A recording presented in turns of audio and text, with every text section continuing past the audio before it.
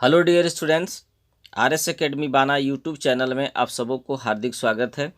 आज हम लोग इस वीडियो में JCERT हिस्ट्री क्लास 8 का अध्याय 1 आधुनिक काल में भारत का इतिहास का अभ्यास प्रश्नों को देखेंगे।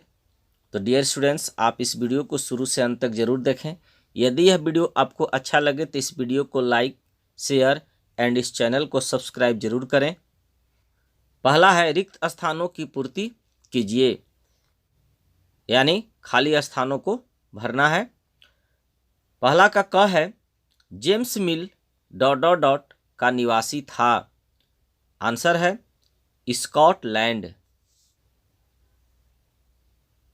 पहला का ख है लॉर्ड क्लाइव ने भारत का नक्शा तैयार करने की जिम्मेदारी ... को सौंपी थी। आंसर है जेम्स रेनेल। पहला का ग है अभिलेखों को सुंदर ढंग से लिखने वाले ... कहलाते हैं। आंसर है खुशनवीस। पहला का घ है भारत के अंतिम वायसराय ... थे। आंसर है लॉर्ड माउंटबेटन। पहला का अंग है भारतीय राष्ट्रीय अभिलेखागार ... में बनाया गया। आंसर है 1920 के दशक अर्थात ब्रिटिश काल में। दूसरा है सही और गलत का चिन्ह लगाइए। दूसरा का क है लोगों ने चाय पीना कब से शुरू किया। इसकी निश्चित तिथि को बताया जा सकता है। तो दोस्तों, चाय पीने का कई पौराणिक कथाएं हैं, इसलिए इसकी निश्चित तिथि को बताया नहीं जा सकता है, इसलिए यह क्या होगा, गलत। दूसरा का ख है अंग्रेज प्रशासन के लिए अभिलेख तैयार करवाते थे। तो हाँ, अंग्रेज प्रशासन के लिए अभिलेख तैयार करवाते थे, इसलिए यह सही है। दूसरा के ग है सरकारी दस्तावेजों से हमें आम लोगों की सोच के बारे में पता चलता है। तो नहीं, यहाँ यह गलत है। दूसरा का घ है अंग्रेजों के शासन से पहले भारत में अंधकार का दौर था। तो हाँ, यह सही है।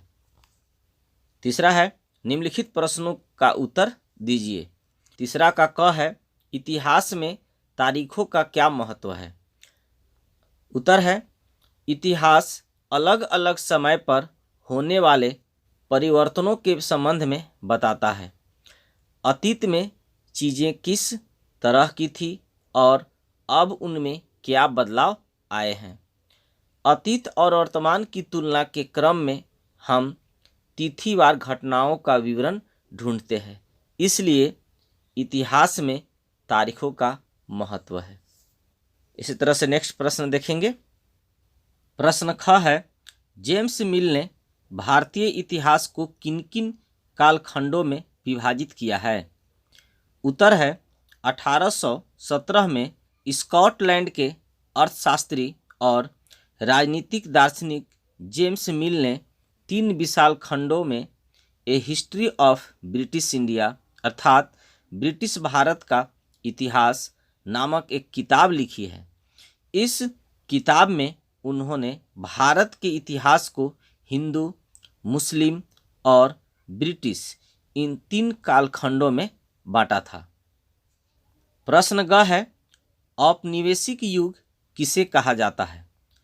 उत्तर है अंग्रेजों के शासन काल में लोगों के पास समानता, स्वतंत्रता या मुक्ति नहीं थी और न ही आर्थिक विकास और प्रगति का दौर था। इसे औपनिवेशिक युग कहा जाता है। Thanks for watching.